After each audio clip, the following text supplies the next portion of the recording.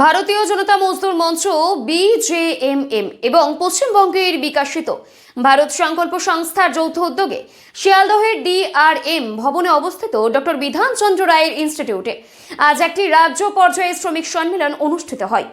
এই অনুষ্ঠানের লক্ষ্য ছিল আসন্ন শ্রমিক কেন্দ্রিক উদ্যোগ, শ্রম সংস্কার এবং উন্নয়ন ভারত 2047 জাতীয় লক্ষ্য নিয়ে বিস্তৃত আলোচনা করা হয়। অনুষ্ঠানের পরে কলকাতা প্রেস ক্লাবে একটি সংবাদ সম্মেলনও অনুষ্ঠিত হয়। বিজেএমএম এবং বিকাশিত ভারত সংকল্প সংস্থার জাতীয় সভাপতি ডক্টর মহেশ শর্মার সম্মেলনে মূল বক্তা ছিলেন। উন্নত ভারত গঠনে শ্রমিকদের ভূমিকা ভীষণ 2047 শীর্ষক বিশেষ ভাষণে তিনি বলেন যে সংগঠিত এবং অসংগঠিত শ্রমিক, এমএসএমই, চুক্তিবদ্ধ শ্রমিক, মহিলা, যুব এবং শিখ প্ল্যাটফর্ম কর্মীরা হলেন দেশের অর্থনৈতিক, সামাজিক এবং প্রযুক্তিগত অগ্রগতির আসল ভিত্তি।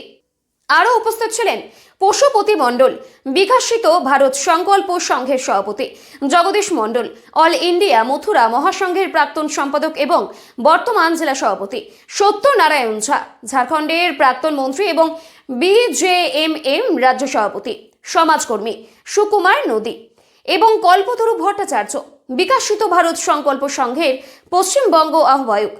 সংবাদ সম্মেলনে ডক্টর মহেশ শর্মা ব্যাখ্যা করেন যে আমরা শিয়ালদহে একটি অনুষ্ঠান করেছি যেখানে নির্দিষ্ট বিষয়গুলি নিয়ে আলোচনা করা হয়েছিল। সম্মেলনের মূল বিষয়বস্তুগুলির মধ্যে ছিল চুক্তিবদ্ধ এবং অসংগঠিত শ্রমিকদের শোষণ। विकसित भारत का स्वप्न लेकर चल रहे हैं। भारत का श्रमिक भी कंधे से कंधा मिलाकर उनका सहयोग देगा और पश्चिमी बंगाल में भारतीय जनता मजदूर मंच जो है वो माननीय प्रधानमंत्री जी को मजबूत करेगा। 26 में यहाँ बंगाल की सरकार लाने में भी पूरा सहयोग देगा। ये परेशानियां आती हैं तो उन परेशानियों के बाद समाज जागृत होता है। बंगाल में आतंक की इंतहा हो गई है और यह राज बदलनी चाहिए, यह राज बदलना चाहिए। ऐसी आवाज दूर दूर कोने कोनों से आने लगी है और श्रमिक अपने अधिकारों की चिंता के लिए, अपने अधिकारों की मांग के लिए आगे बढ़ रहा है। एक आम आदमी भी, केवल श्रमिक ही नहीं, बाकी सब में भी मैं अलग अलग लोगों से मिलता हूँ। विकसित भारत संकल्प संस्थान के कारण मैं यहाँ के पद्मश्री लोगों से मिला, उद्योगपतियों से मिला, व्यापारियों से मिला और सबने कहा इस बार वातावरण अच्छा है। इस बार 2026 में SIR के होते हुए क्योंकि जो अनेक अवैध बांग्लादेशी घुसपैठ भारत के अंदर आए वे जाने ही चाहिए। भारत के मूलभूत संसाधनों पर भारतीय लोगों का अधिकार है, जो 10 साल पहले, 50 साल पहले, 40 साल पहले आ गए। और भारत के किसी व्यक्ति को घबराने की आवश्यकता नहीं है क्योंकि SIR किसी की नागरिकता नहीं छीन रहा है। वो केवल ऐसे लोगों को यहाँ से बेदखल करने की कार्य योजनाएं जो अनावश्यक रूप से इस भारत के लोगों के अधिकारों को छीनने के लिए यहाँ पर आए हुए हैं। SIR के कारण कई राज्यों में छटनी हुई है। यहाँ बंगाल में भी एक बड़ी छटनी होने वाली है। जो भयभीत हो रहे हैं, भाग रहे हैं दाएं बाएं, क्यों भाग रहे हैं जरा विचार कीजिए। तो सिर्फ इसलिए भाग रहे हैं क्योंकि वो अवैध है, गलत है। ठीक है, लेकिन तो ये सरकार उस सरकार के ऊपर में जो सारा राज्य केवल कागज दिखाइए, कागज होगा तो कौन को भागने का जरूरत होगा। कागज है आपके पास, आपके पिताजी का, सरकार बोल रहा है बॉर्डर तो चल रहा है तो सेंट्रल का, तो उस लोग होंगे जो यहाँ से हटाए जाएंगे। जो लोग वैसे होंगे जो गड़बड़ हैं वो पहले ही अपने आप भग जाएंगे और जिनको जाना है सरकार के माध्यम से BSF या कोई भी गवर्निंग बॉडी होगी वो उनको निकालने की व्यवस्था करेगी।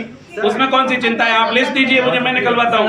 आप दीजिए 200-500 लोगों का लिस्ट जिनके पास डॉक्यूमेंट नहीं है, बांग्लादेश भेजना है, कहाँ भेजना है, मैं करवाता हूँ।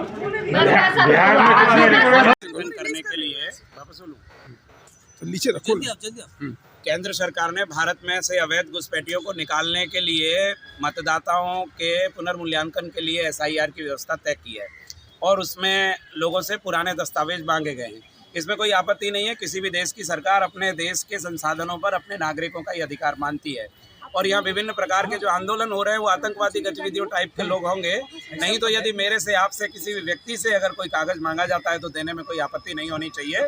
और यदि आप ठीक हैं, यदि भारत के नागरिक हैं तो आपके पिताजी, दादाजी के दस्तावेज आपके पास स्वयं के अपने होंगे ही होंगे। हम सबको चाहिए कि इस अभियान में सहयोग करें और जो आतंकवादी मानसिकता के ऐसे लोग हैं जो इसके विरोध में आंदोलन कर रहे हैं उनको जड़ से उखाड़ फेंकने का संकल्प सारी सामाजिक संस्थाओं को, सारे राजनीतिक दलों को, सारे जनमानस को लेना चाहिए।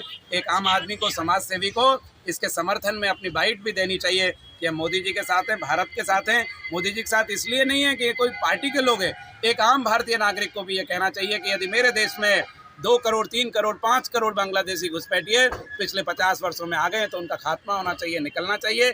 SIR उसी की एक प्रक्रिया है। भारत के एक भी व्यक्ति की नागरिकता इससे समाप्त नहीं होगी।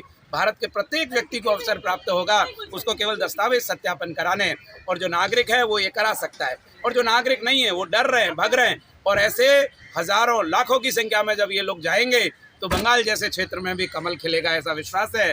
क्योंकि वो ज़्यादातर लोग मुस्लिम हैं, बांग्लादेशी हैं, और वे भारतीय जनता पार्टी के विरोधी लोग हैं, ऐसा प्रथम दृष्टया महसूस होता है। मैं डॉक्टर महेश शर्मा, विकसित भारत संकल्प संस्थान का अंतर्राष्ट्रीय अध्यक्ष। की कमी है मिर्जापुर में, बेलडगा में कई कमी है, कई कमी नहीं है।